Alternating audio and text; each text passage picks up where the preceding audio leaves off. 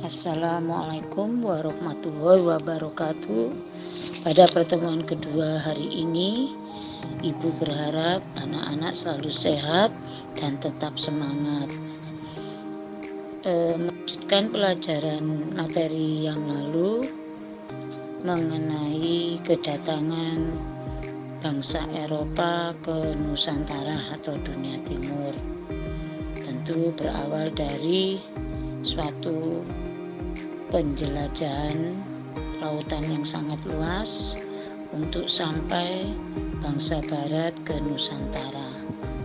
Karena itu jika anak-anak memperhatikan pada PowerPoint yang Ibu kirim ke wali kelas, ada beberapa latar belakang penjelajahan samudra yang dilakukan oleh bangsa Eropa.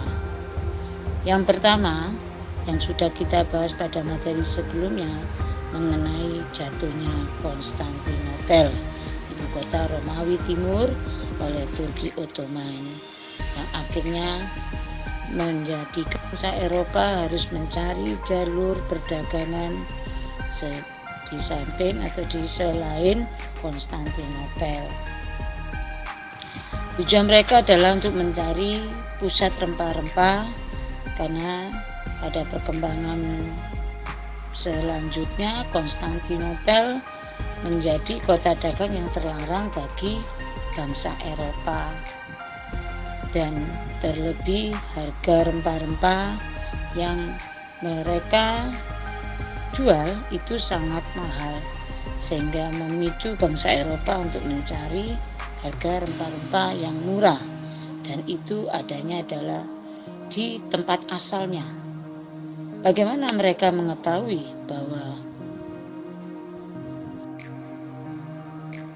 bahwa pusat rempah-rempah ada di dunia timur? Ini tidak terlepas dari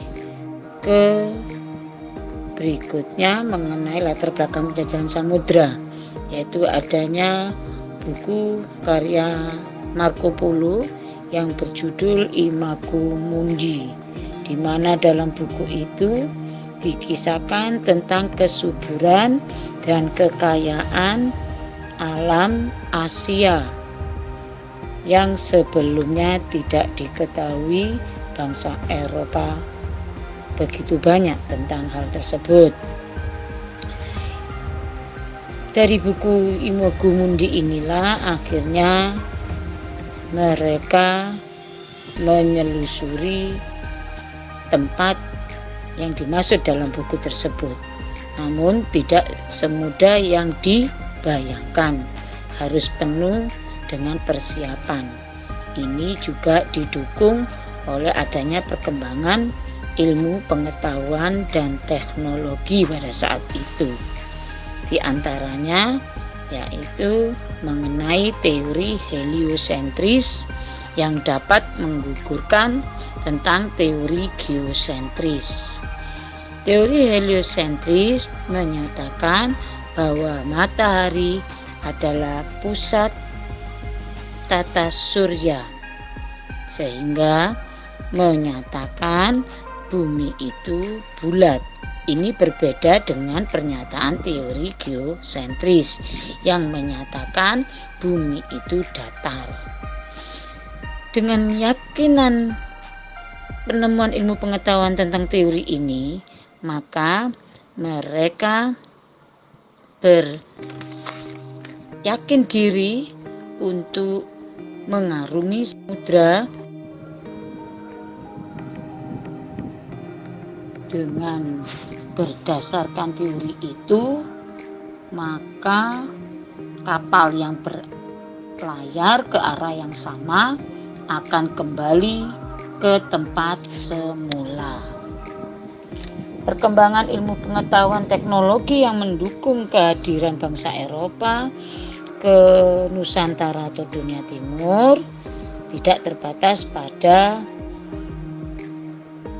adanya buku tersebut, tapi juga ditambah dengan adanya penemuan kompas, peta, teropong, dan ilmu astronomi.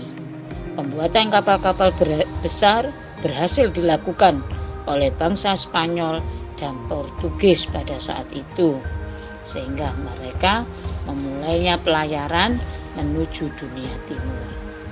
Latar belakang berikutnya mengenai penjelajahan samudra bangsa Eropa ini juga didukung adanya paham merkantilisme. Di Eropa setelah Renaissance, harga diri suatu bangsa ditentukan oleh kekayaan, sehingga bangsa Eropa berlomba-lomba mendapatkan kekayaan dengan mencari daerah koloni. Dari sinilah muncul apa yang disebut dengan paham kolonialisme. Dalam perkembangannya, kolonialisme berubah menjadi imperialisme. Inilah yang menjadi topik pertanyaan penugasan pagi ini untuk anak-anak kerjakan mengenai apakah perbedaan paham kolonialisme dengan imperialisme. Ibu ulangi tugas pada hari ini mengenai perbedaan